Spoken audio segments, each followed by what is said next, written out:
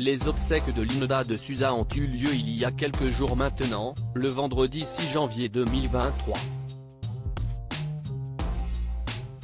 Si des milliers de fans se sont déplacés pour partager l'événement et la peine immense de son fils João, avec qui les relations étaient parfois tendues, ce n'est pas le cas de tout le monde. En effet, on a pu apercevoir son agent et exécuteur testamentaire, Fabien Lecoeuvre. Mais à l'exception de ce dernier, aucune personnalité notable du show business ne cesse de déplacer jusqu'à l'église Saint-Gervais-Saint-Protais à Gisors, dans l'Eure, là où résidait la star des années 1980 jusqu'à sa disparition. Un bien triste constat, bien qu'il soit relativement logique puisque Linda de Souza, de son vivant, s'était éloignée progressivement des projecteurs pour rester avec son cercle de proches. On n'a pu voir que quelques responsables politiques. Si la dernière volonté de Linda de Souza alors qu'elle était vivante, à savoir pouvoir s'installer dans un couvent pour pouvoir finir sa vie paisiblement, n'a pu être respectée, celle de son fils João, elle, a été tenue. Il avait en effet demandé à tous les fans de la chanteuse de se rendre à l'enterrement avec des fleurs naturelles bien précises.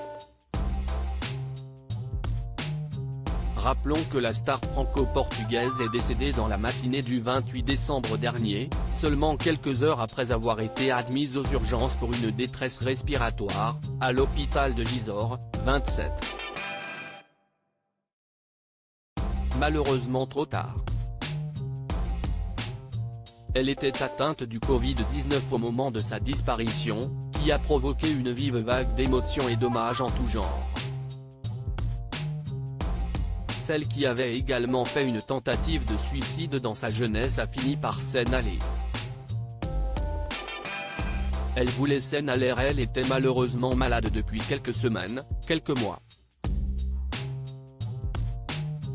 Elle avait cette forme d'insuffisance respiratoire et elle a attrapé le Covid dans sa maison de retraite où elle était.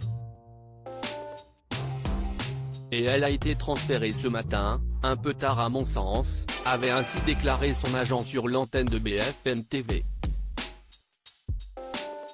Sur nous, Fabien Lecoeuvre avait également déclaré, elle voulait s'en aller.